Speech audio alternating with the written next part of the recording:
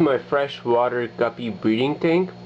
It's actually only been up and going for about a week now, and basically I purchased some pregnant guppies and I realized I can't keep them in my planted tank, otherwise the other fish will eat them, since guppies are live bearers, which means that they give birth to fry, not eggs. So this tank has a pretty simple setup. It has a small sponge filter in the back right hand corner, which is powered by an air stone. I had to use a rock to hold it down, even though the filter is apparently supposed to be weighted, not to float. In addition, the tank started to smell, so I threw on a pack of activated carbon, which is used in many aqua clear filters. On top of the filter, I have a 50-watt aquarium heater. The tank is set at around 79 degrees Fahrenheit. So throughout the tank I have tried to create numerous hiding spots.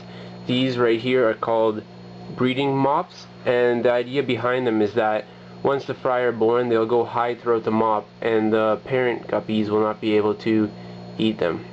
There are only females in this tank at this time, and they will be removed and placed back in the other tank once they have given birth. So these white connectors you see throughout the tank are actually PVC parts from Home Depot. They cost about 65 cents, and I added them to add some hiding spots. I'm thinking about adding some red cherry shrimp to this tank just to keep it a little cleaner and to keep the leftover food waste down.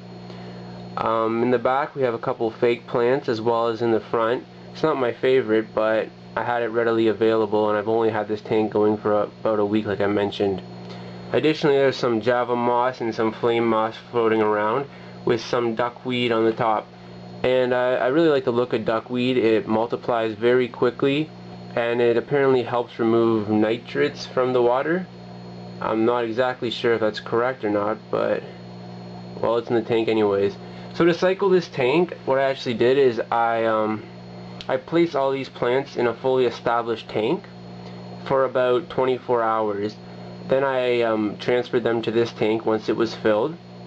I then transferred about 15% of the water from the other tank to this tank, and I added additional water, and I also added some Nutrifin Cycle, the appropriate amount for this size tank, and I actually had this tank cycled in 16 hours, and from there I just kept doing regular maintenance to get it fully cycled, keep the ammonia down, everything.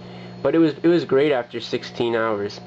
Now most people with these mops, they tend to attach them to corks.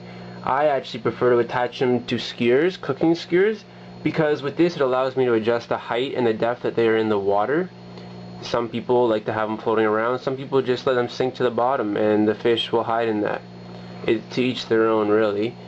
I've been pretty happy with this sponge filter. It works fairly well. It only costs about $5. It's very cheap. It's a little bit noisy, but I'm sure there are quieter ones, and it is in a bedroom, which doesn't help. The guppies give birth approximately about 26 to 31 days apart, and so you can expect to have some babies every 26 to 31 days, realistically. Also, I've chosen these breeding mops not because they're cost effective, which they are. I just find that they really stress the fish out a lot less. I have breeding nets, breeding boxes, all of that, and the fish seem just to go frantic, and in some circumstances the fish will actually miscarriage, and it could possibly be deadly to the fish. So these breeding mops create a much calmer environment, and apparently they're going to work very well. I've seen it in a few cases. This is my first experience with them. So I'll let you guys know and keep you updated.